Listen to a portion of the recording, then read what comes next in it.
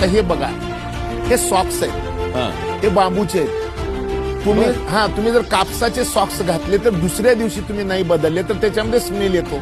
हे मी तुम्हाला सप्रेम भेट देतो की 8 दिवस वापरा, ह्याच्यामध्ये स्मेल येणार नाही. हा सगळ्यात महत्वाची गोष्ट. दुसरी गोष्ट, हे माझ्याकडे टी शर्ट आहे. हे टी शर्ट बघा तुम्ही, हे टी शर्टचं वैशिष्ट्य काय? थंडीत घातलं तर गरम होते, गरमीत घातलं तर थंड होते. हे बांबूचं वैशिष्ट्य आहे. तुम्हाला चमत्कार, सगळ्यात मोठा चमत्कार सांगतो. आता बेंगलोरला एअरपोर्ट झालं,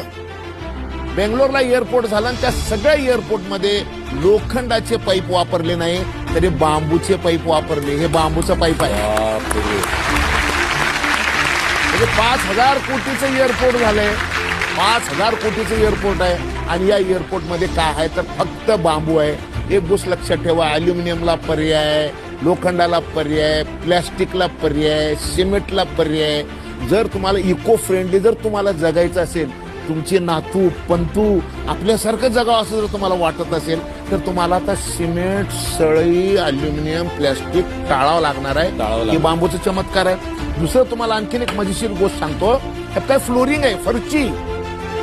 आणि ही फरशी आता कुठं वापरली माहितीये का?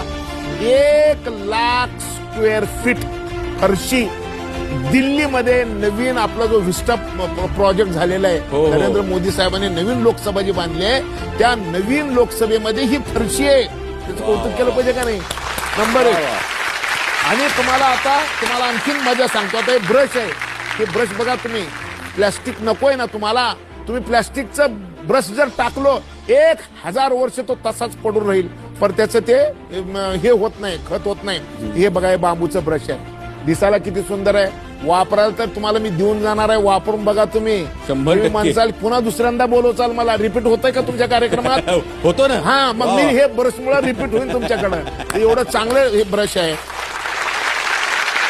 नाही, पण बांबूचं हे तुम्ही आज सांगितलं आमच्या प्रेक्षकांना, हीच खूप मोठी गोष्ट आहे. आणि अक्षरशः डोक्यात प्रकाश पडला असेल. बिलकुल बिलकुल. वा वा.